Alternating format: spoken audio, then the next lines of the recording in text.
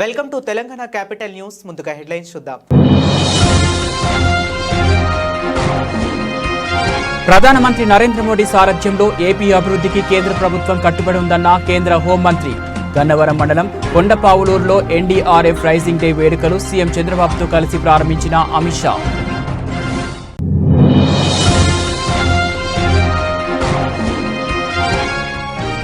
YCP వల్లే Vizag steel plant ప్రైవేటీకరణ ఆగిందని స్పష్టం చేసిన మాజీ మంత్రి గుడివాడ. కేంద్రం ఇచ్చే ప్యాకేజీ ఇస్తే సరిపోదని ప్లాంట్ను సేల్లో విలీనం చేయాలని డిమాండ్ చేసిన అమర్నాథ్.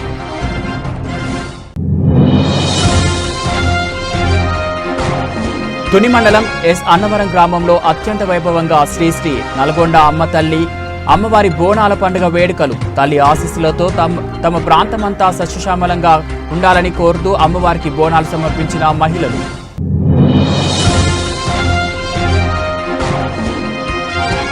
కేంద్ర హోంమంత్రి ఆంధ్రప్రదేశ్ పర్యటనపై నిరసన గలం విప్పిన వామపక్షాల నేతలు. అంబేద్కర్ను విమర్శించిన అమిత్ షా ఏ ముఖం పెట్టుకుని ఏపీలో అడుగు పెట్టారని విమర్శించిన కామ్రేడ్స్. ప్రధానమంత్రి నరేంద్ర మోడీ సారథ్యంలో ఏపీ అభివృద్ధికి కేంద్రం ప్రభుత్వం కట్టుబడి ఉందని కేంద్ర హోంమంత్రి అమిత్ షా అన్నారు. ఎన్డీఆర్ఎఫ్ 20వ వ్యవస్థాపక దినోత్సవ ఎన్ఐడిఎం దక్షిణ సంస్థ కార్యాలయం అందుబాటులోకి తెచ్చామని అన్నారు. గన్నవరం మండలం కొండపావులూరులో ఎన్డీఆర్ఎఫ్ రైజింగ్ డే వేడుకలు జరిగాయి. ఎన్డీఆర్ఎఫ్ 10వ బెటాలియన్ను ముఖ్య అతిథిగా హాజరై ప్రారంభించారు. తిరుపతి రీజనల్ ఫోరెన్సిక్ సైన్స్ ల్యాబ్ను వర్చువల్గా ప్రారంభించారు. కార్యక్రమంలో CM Chandrababu, deputy CM Pawan Kalyan, కేంద్ర మంత్రులు రామ్మోహన్ నాయుడు, బండి సంజయ్, రాష్ట్ర మంత్రులు పాల్గొన్నారు. ఈ సందర్భంగా కేంద్ర హోంమంత్రి అమిత్ షా ప్రసంగించారు. చంద్రబాబు, మోదీ జోడీల నాయకత్వంలో ఏపీ మూడింతల ప్రగతి సాధిస్తుందని అన్నారు. విశాఖ ఉక్కు ఫ్యాక్టరీకి 11,440 కోట్ల సాయం కింద కేంద్రం కేటాయించిందని కేంద్ర హోంమంత్రి అమిత్ షా గుర్తు చేశారు. एनआईडीएम साउथ कैंपस के उद्घाटन से पूर्व पूजा अर्चना का आयोजन किया जा रहा है. मुख्य अतिथि एवं विशिष्ट अतिथिगण अब उद्घाटन शिला के सामने, और वो क्षण जिसका हम सभी को इंतजार था, माननीय मुख्य अतिथि के द्वारा एनआईडीएम साउथ कैंपस का उद्घाटन शिला का अनावरण हो चुका है. इसी के साथ ही यह कैंपस आज लोकार्पित हो रहा है. आप सभी से अनुरोध, जोरदार तालियों से इस क्षण में अभिवादन कीजिए.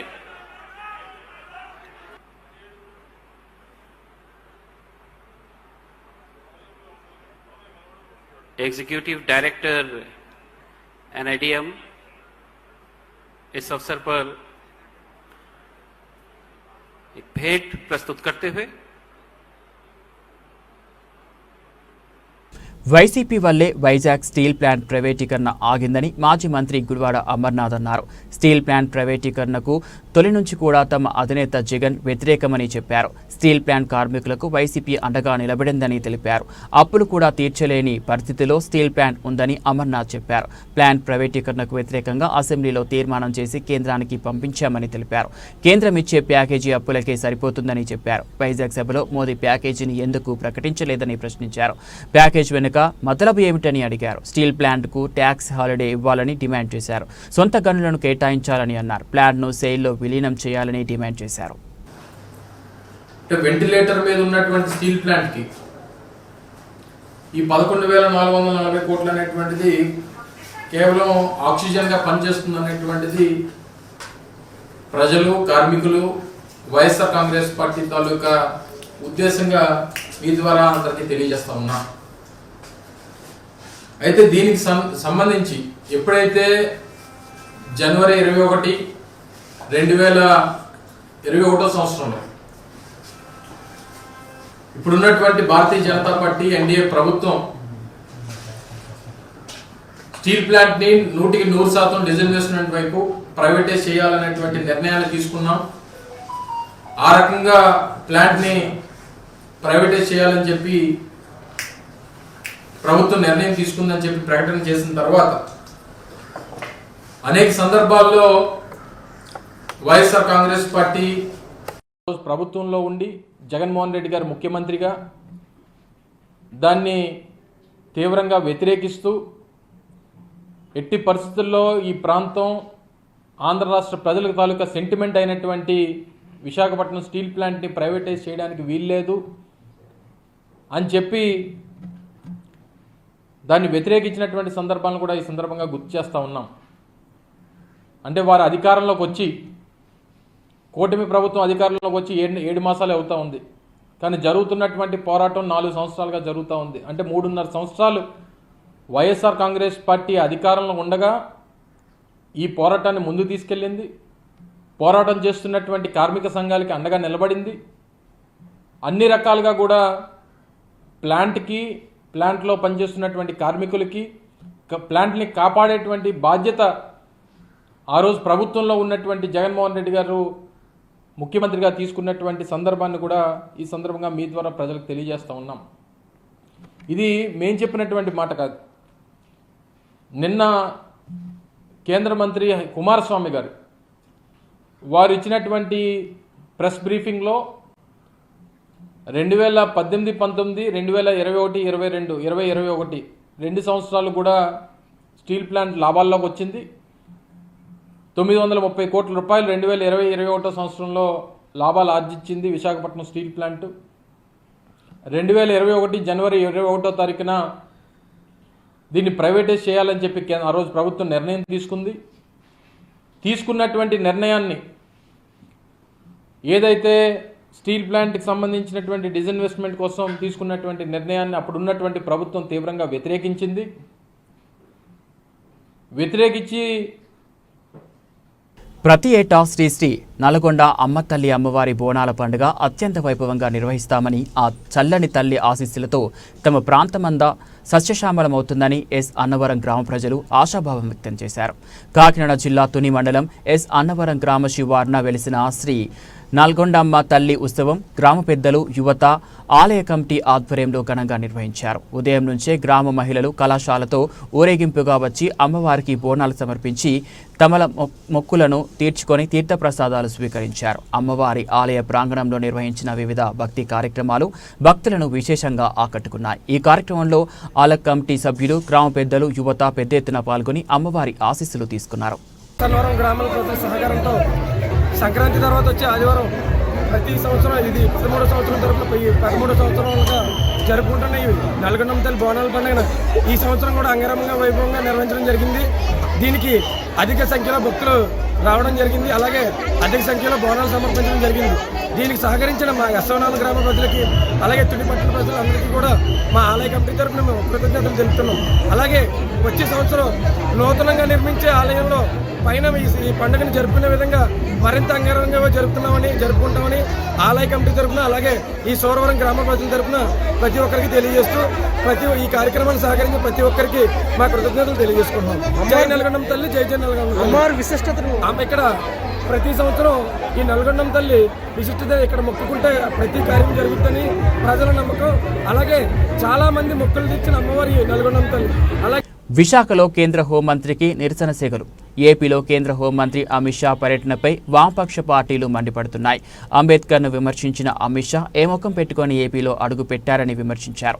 ఎన్నికల సమయంలో బీసీలు, దళితుల ఓట్లు మాత్రం రాజకీయ పార్టీలకు అవసరమని, అదే ఎన్నికల అనంతరం పట్టించుకోరని అన్నారు. అంబేద్కర్పై చేసిన వ్యాఖ్యలకు అమిత్ షా క్షమాపణలు చెప్పాలని డిమాండ్ చేశారు. జీవీఎంసీ గాంధీ వద్ద జరిగిన నిరసన కార్యక్రమంలో సిపిఎం పార్టీ ప్రతినిధులు పద్మ, బొట్ట ఈశ్వరమ్మ తదితరులు పాల్గొన్నారు. వర్ధిల్లాలి ప్రజాస్వామ్యం, వర్ధిల్లాలి ఎర్ర జెండా, కాపాడుకుందాం రాజ్యాంగ హక్కులను, కాపాడుకుందాం రాజ్యాంగ హక్కులను. వ్యాఖ్యలు ఖండించండి, అంబేద్కర్ పై అవమానకర వ్యాఖ్యలు ఖండించండి.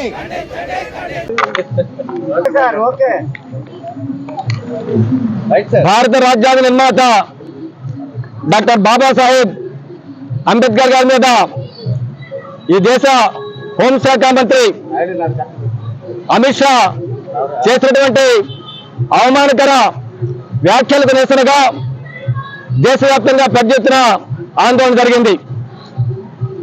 అమిత్ షా జాతికి క్షమాపణ చెప్పి తన పదవికి రాజీనామా చేయాలని చెప్పని డిమాండ్ చేయడం జరిగింది. అయినా సరే ఆయన ఏమాత్రం సిగ్గు ఎగ్గు లేకుండా తన పదవిని అంటిపెట్టుకొని ఈరోజు ఒకరు చూసుకొని ఆంధ్ర రాష్ట్రం అడుగుపెట్టామని చెప్పి మేము ప్రశ్నిస్తున్నాం. అందుకని ఆంధ్ర రాష్ట్రంలో విజయవాడలో అడుగుపెడుతున్నటువంటి అమిత్ షా రాకను నిరసిస్తూ రాష్ట్ర వ్యాప్తంగా నిరసన కార్యక్రమాలు చేపట్టాలని చెప్పని వామపక్ష పార్టీలు పిలుపునిచ్చాయి. దానిలో భాగంగా విశాఖ జిల్లాలో ఉన్నటువంటి వామపక్ష పార్టీల ఆధ్వర్యంలో ఈ రోజు నిరసన కార్యక్రమం చేపడతా ఉన్నాం. అమిత్ షాని పదే పదే తలుచుకునే బదులు దేవుణ్ణి మొక్కుంటే 7 జన్మాల్లో పుణ్యం వస్తుందని చెప్పని అమిత్ షా వ్యాఖ్యలు చేశాడు. కోరుకుంటారు, ఎవరైతే పాపాలు చేస్తారో వాళ్ళు పుణ్యం కోరుకుంటారు. నిజంగా అదేదో వర్తిస్తుందంటే అది అమిత్ షా వర్తిస్తుంది. ఎందుకంటే పాపాలు చేస్తున్న వాళ్ళు అమిత్ షా కానివ్వండి, ఆర్ఎస్ఎస్ కానివ్వండి, సంఘ పరివార శక్తులు కానివ్వండి, వీళ్ళు పాపాలు చేస్తున్నారు. మనుషులుగా చూడడం లేదు. కులం పేర, మతం పేర, భాష పేర వివిధలు సృష్టించి మానవ సృష్టిస్తున్నారు. వీళ్ళు పాపిస్తులు. ఈ పాపిస్తులు పుణ్యం కావాలనుకుంటే అంబేద్కర్ మొక్కోవాలి వీళ్ళు. ఇది చేయాల్సిన పని. దానికి భిన్నంగా ఈరోజు అమిత్ షా దాడి అని చెప్పారంటే ఈరోజు దళితుల మీద దాడి, బడుగు బలహీన వర్గాల మీద దాడి. స్వాతంత్ర భారత చరిత్రలో తొలిసారిగా ప్రజలతో ప్రతి నెల క్రమం తప్పకుండా మమేకమయ్యే ఏకైక ప్రధానమంత్రి నరేంద్ర మోడీ మాత్రమేనని శ్రీకాకుళం జిల్లా ఎచ్చెర్ల శాసనసభ్యులు ఎన్ ఈశ్వరరావు అన్నారు. ఆదివారం శ్రీకాకుళం జిల్లా రణస్థలం మండలం కంబాలపేట గ్రామంలో ప్రజలతో కలిసి పీఎం మనసులో మాట 118వ ఎపిసోడ్ ప్రోగ్రాం తిలకించారు. ఈ సందర్భంగా ఆయన మీడియాతో మాట్లాడుతూ దేశ గౌరవాన్ని, ప్రతిష్టను ప్రపంచవ్యాప్తంగా ఇనుమడింపజేస్తున్న ఏకైక నాయకుడు నరేంద్ర మోడీ అని కొనియాడారు.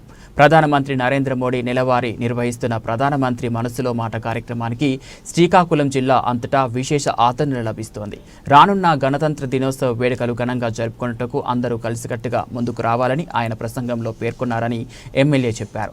దేశాన్ని అన్ని రంగాల్లో అగ్రగామి దేశంగా తయారు చేయడంలో మోడీ నిరంతరం కృషి చేస్తున్నారని అన్నారు. మన్ కీ బాత్ 118వ ఎపిసోడ్ సందర్భంగా ఈరోజు మన ఎచ్చెర్ల నియోజకవర్గంలో కంబాలపేట గ్రామంలో గ్రామస్తులందరి సమక్షంలో గ్రామస్తులందరూ అక్కచెల్లెళ్ళు అన్నదమ్ములు అందరూ కలిసి ఈ మన్ కీ బాత్ ఎపిసోడ్ని చూడటం జరిగింది. చాలా సంతోషం. ఎక్కడ ఎవరు ఏ పనుల్లో ఉన్నా, వ్యవసాయదారులు కానివ్వండి, వ్యాపారస్తులు కానివ్వండి, ప్రతి 4వ ఆదివారం మన్ కీ బాత్ కార్యక్రమం ప్రధానమంత్రి గారి మనసులో మాటని వినడానికి అందరూ కూడా పనులు కూడా మాని రావడం జరుగుతుంది. ఎందుకంటే ఇప్పటివరకు ప్రపంచంలో ఎక్కడ ఏ దేశ ప్రధాని కూడా ప్రత్యక్షంగా రేడియో ద్వారా ప్రజలతో మమేకమై తన మనసులో మాటని ప్రజలకు చెప్పి ప్రజలను ఉత్సాహపరిచే ప్రధానమంత్రి ఎవరైనా ఉన్నారంటే ఈ ప్రపంచంలో ఒక్క నరేంద్ర మోడీ గారు, భారత ప్రధానమంత్రి మాత్రమే అది చేయగలుగుతున్నారు. దిగ్విజయంగా ఇప్పటివరకు గత 10-11 సంవత్సరాలుగా 118 ఎపిసోడ్లు పూర్తి చేసుకుని ఈరోజు అసలు ప్రతి నెలలో కూడా 4వ ఆదివారం ఎపిసోడ్ జరగాలి. కానీ ఈ నెలలో 3వ ఆదివారమే జరిగింది. ఎందుకంటే వచ్చే ఆదివారం జనవరి 26 మనకి సంవిధాన దినోత్సవం, భారత రాజ్యాంగ దినోత్సవం, గణతంత్ర దినోత్సవం కాబట్టి జనవరి 26 ఆ రోజుని గణతంత్ర దినోత్సవం అందరూ కూడా ఒక ముఖ్యమైన పండగగా జరుపుకోవాలని ప్రధానమంత్రి గారు ఈరోజు మనసులో మాట ద్వారా ఆయన దేశ ప్రజలకు విజ్ఞప్తి చేశారు. ఎందుకంటే బాబా సాహెబ్ అంబేద్కర్ గారు కానీ, బాబు రాజేంద్ర ప్రసాద్ గారు కానీ వీళ్ళందరూ ఎంతో కష్టపడి 2 సంవత్సరాల 11 నెలల 18 రోజుల పాటు శ్రమించి మనకి రాజ్యాంగాన్ని అందించారు.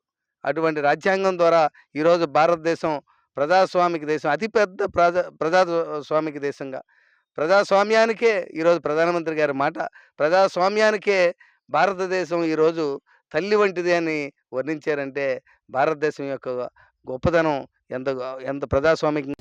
నారా లోకేష్ ఉప ముఖ్యమంత్రి కావాలని తెలుగుదేశం పార్టీలోని 1 కోటి మంది కార్యకర్తలు కోరుకుంటున్నారని, పార్టీకి కరుడుగట్టిన సైనికుడు అయిన తాను అందులో ఉన్నానని, అవసాన స్థితికి చేరుకున్న పార్టీకి తన పాదయాత్రతో పునర్జీవనమిచ్చి కార్యకర్తల్లో ధైర్యం నింపి పార్టీకి వెన్నెముకగా నిలిచిన నారా లోకేష్ను ఉప ముఖ్యమంత్రి చేయాలని తామంతా కోరుకోవడంలో తప్పేంటని టీడీపీ రాష్ట్ర అధికార ప్రతినిధి పిఠాపురం మాజీ ఎమ్మెల్యే ఎస్వీఎస్ఎన్ వర్మ అన్నారు.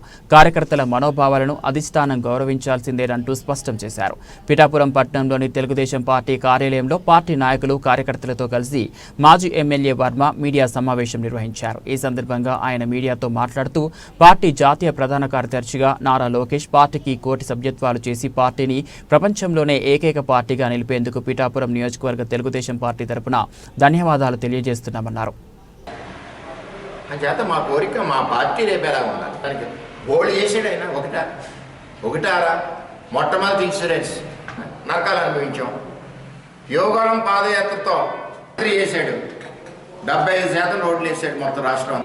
అధికారంలోకి రావడానికి తెలుగుదేశం పార్టీ బలంగా ఉండడానికి కూడా ముఖ్య కారణం కూడా నారా లోకేష్. నిజంగా ఇది ప్రపంచంలోనే గొప్ప విషయం.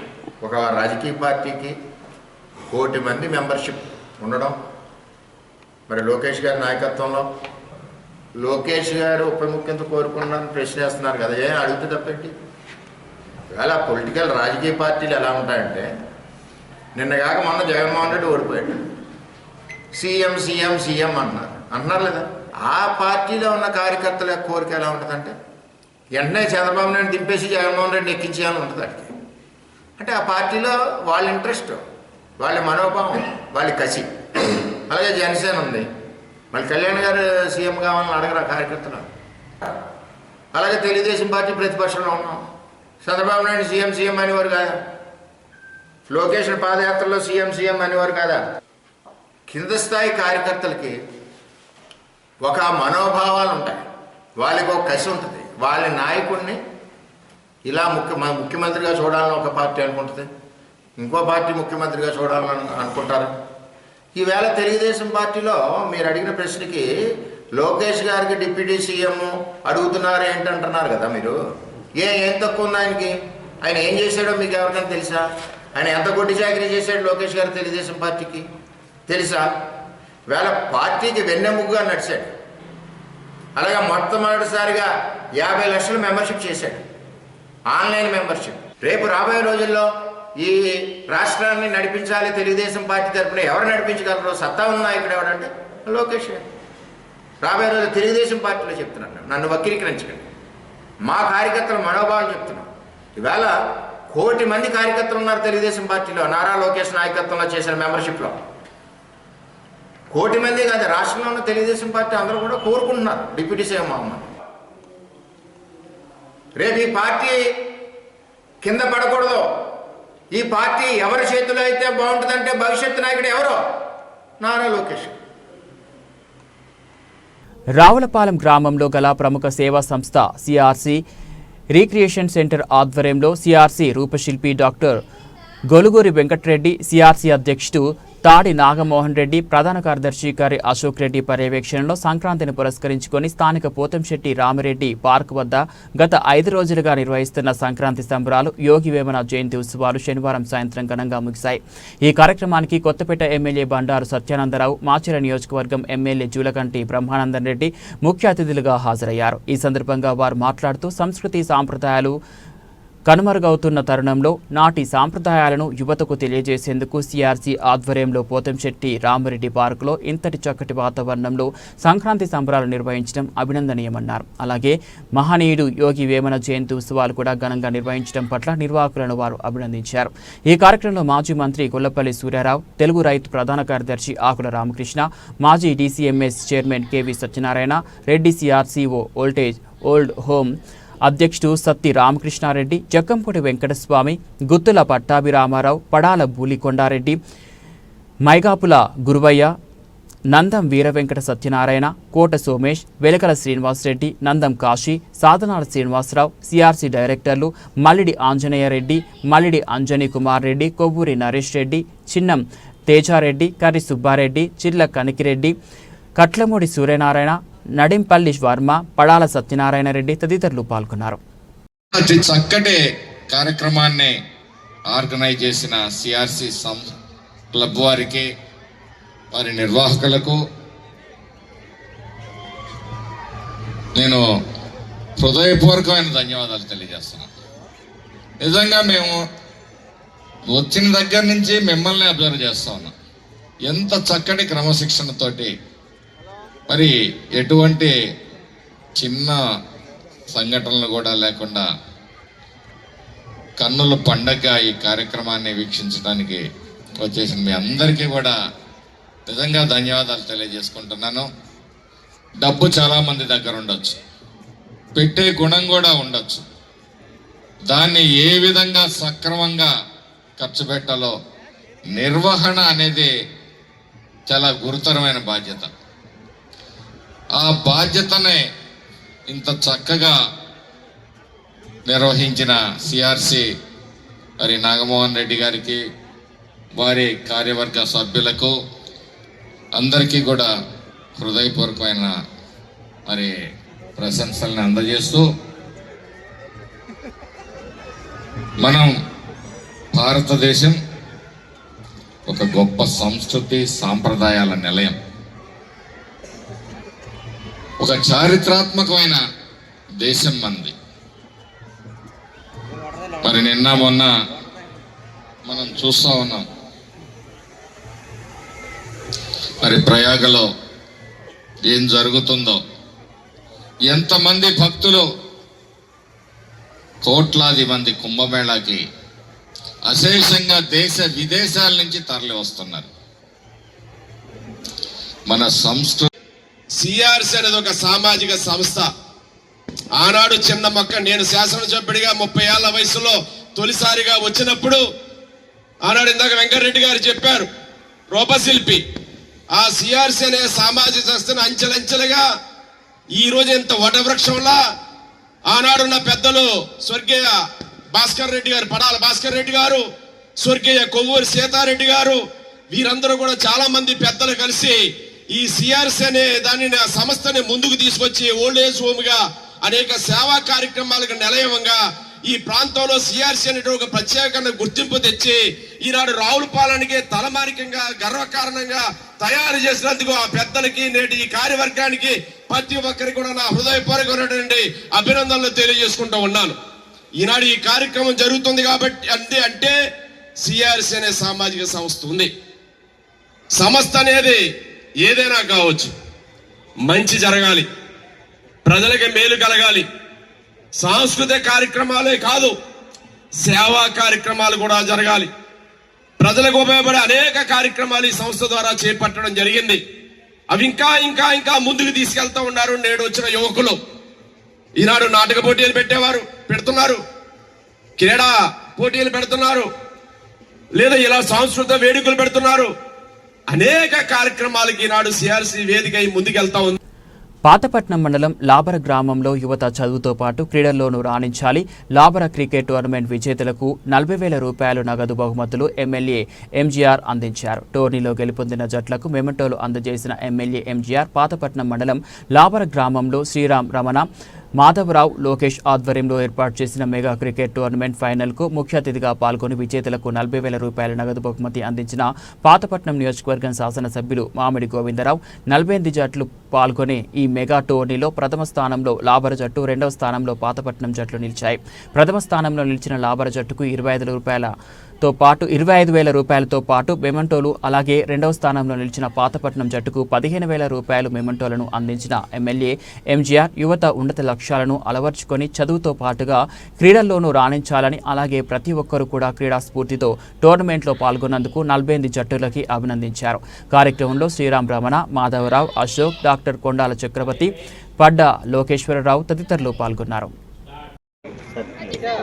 పాతపట్నం చదువుకున్న పాతపట్నం వెళ్ళిపోతే వేరే విలేజ్ వాళ్ళు అక్కడ వెళ్ళిపోతే మీకు పరిచయాలు ఇప్పుడు ఏర్పడతాయి. వాడు నా ఫ్రెండ్ కూడా నా ఫ్రెండ్ ఎలా ఇప్పుడు చెప్పుకుంటారు చెప్పండి. మీరు చెప్పండి, మీరు ఉండిపోయి పాతపట్నం ఉండిపోయి లేకపోతే శ్రీకాకుళం ఉండిపోతే మీరు స్పోర్ట్స్ మీట్లో మీరు అందరూ కలిసి ఫ్రెండ్స్గా మారుతారు కదా, అంతే కదా. ఇప్పుడు ఎక్కడ కలుస్తారు? క్లాస్మేట్స్లోనే కలాలి, లేదా ఒక విలేజ్ ఫ్రెండ్స్ అయినా కలాలి, లేదనుకుంటే స్పోర్ట్స్లోనే కలాలి. అంటే 1,15,00,000 మార్గాలు అనమాట. ఇది ఒక ఫ్రెండ్షిప్ కోసమే కానీ ఏ ఒక్కరు గెలుపుకోవడం అనేది రాజ్యం అలా దగ్గర. పాతపట్నం మండలం కేంద్రంలో స్వచ్ఛాంధ్ర కార్యక్రమంలో పాల్గొన్న ఎమ్మెల్యే ఎంజీఆర్ గ్రామాలు పారిశుద్ధ్యంగా ఉండాలనే సంకల్పంతో ప్రతి నెల 3వ శనివారం ప్రతి గ్రామంలోనూ పారిశుద్ధ్య కార్యక్రమాలు నిర్వహించాలనే ఉద్దేశంతో ఆంధ్రప్రదేశ్ రాష్ట్ర ప్రభుత్వ ఆదేశాలతో ఈరోజు పాతపట్నం నియోజకవర్గ కేంద్రంలోని కోర్టు కూడలి వద్ద స్వచ్ఛాంధ్ర కార్యక్రమంలో పాల్గొన్న పాతపట్నం నియోజకవర్గం శాసనసభ్యులు మామిడి గోవిందరావు, అలాగే నియోజకవర్గంలోని ప్రతి గ్రామంలోనూ పారిశుద్ధ్య కార్యక్రమం తప్పక నిర్వహించాలని అధికారులను ఆదేశించారు. ఆదేశించారు. కార్యక్రమంలో మండల స్పెషల్ ఆఫీసర్ ఎం కరుణాకర్ రావు, మండల తహసీల్దార్ ఎస్ కిరణ్ కుమార్, మండల అభివృద్ధి అధికారి పడాల చంద్రకుమారి, ఏపీఓ ఏ సురేష్, సర్పంచ్ ప్రతినిధి షీర్ల జాగారావు, పంచాయతీ అధికారులు, సచివాలయం సిబ్బంది, టీడీపీ నాయకులు శ్రీరామ్ రమణ తదితరులు పాల్గొన్నారు. ఈ క్లీన్ అండ్ గ్రీన్ అనేది చాలా ఇంపార్టెంట్ కూడా, మన జీవితానికి కూడా ఇది చాలా ఇంపార్టెంట్. ఎక్కడ కూర్చున్న స్వాములు పరిశుభ్రాలు లేకపోవడం, గత ప్రభుత్వంలో వాళ్ళు పూర్తిగా మెయింటెనెన్స్ చేయకపోవడం, కోల్పోవడం వల్ల ఈరోజు ఎక్కడ కూర్చున్న చెత్త అన్ని విధాలు కూలిపోయింది. డెవలప్మెంట్ అనేది పంచాయతీ వ్యవస్థ కానీ పట్టణ వ్యవస్థలో కానీ గత ప్రభుత్వంలో ఏం చేశారంటే పూర్తిగా ఇక్కడ రావాల్సిన పంచాయతీ నిధులన్నీ వేరు దగ్గరికి ట్రాన్స్ఫర్ చేయడం వల్ల పంచాయతీ అభివృద్ధి తీసుకొని చాలా మంది పంచాయతీ సర్పంచ్ సూసైడ్ చేసుకోవాలి. మీ అందరికి తెలిసిన విషయమే. పంచాయతీ నిర్వీర్యం అయిపోతుంది, పంచాయతీ డెవలప్మెంట్ అనేది పూర్తి లేకుండా పోయి పంచాయతీ వ్యవస్థే కనుమరుగైపోయిన టైంలో గాంధీ కన్నా కళల స్వరాజ్యం, గ్రామ స్వరాజ్యం, పట్టణాలు ఇవి బాగుండాలని చెప్పేసి మళ్ళీ చంద్రబాబు నాయుడు గారు వచ్చి పంచాయతీ వ్యవస్థని మళ్ళీ జీవం పోసి, పవన్ కళ్యాణ్ గారు చంద్రబాబు నాయుడు గారు మళ్ళీ పంచాయతీ వ్యవస్థని జీవం పోసి 1450 కోట్లు పంచాయతీ అకౌంట్లో వేయమైంది.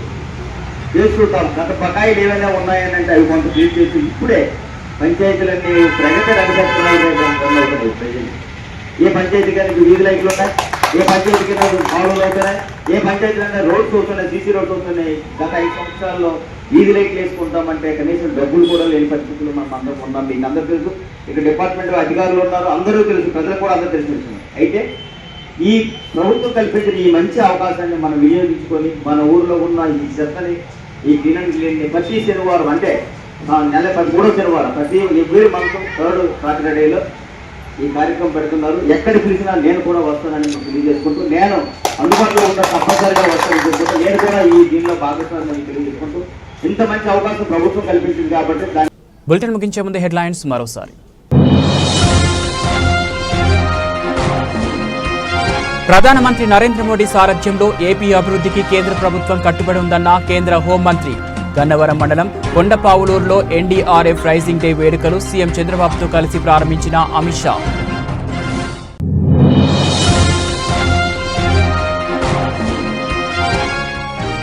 వైసీపీ వల్లే వైజాగ్ స్టీల్ ప్లాంట్ ప్రైవేటీకరణ ఆగిందని స్పష్టం చేసిన మాజీ మంత్రి గుడివాడ. కేంద్రం ఇచ్చే ప్యాకేజీ ఇస్తే సరిపోదని ప్లాంట్ను సేల్లో విలీనం చేయాలని డిమాండ్ చేసిన అమర్నాథ్.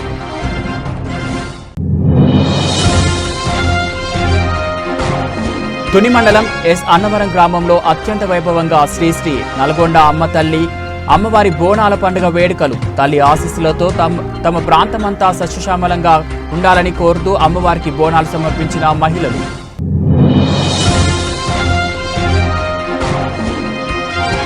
కేంద్ర హోంమంత్రి ఆంధ్రప్రదేశ్ పర్యటనపై నిరసన గలం విప్పిన వామపక్షాల నేతలు. అంబేద్కర్ను విమర్శించిన అమిత్ షా ఏ ముఖం పెట్టుకుని ఏపీలో అడుగు పెట్టారని విమర్శించిన కామ్రేడ్స్. ఇవి బులెటిన్ అప్డేట్స్. మరో బులెటిన్లో మళ్ళీ కలుద్దాం.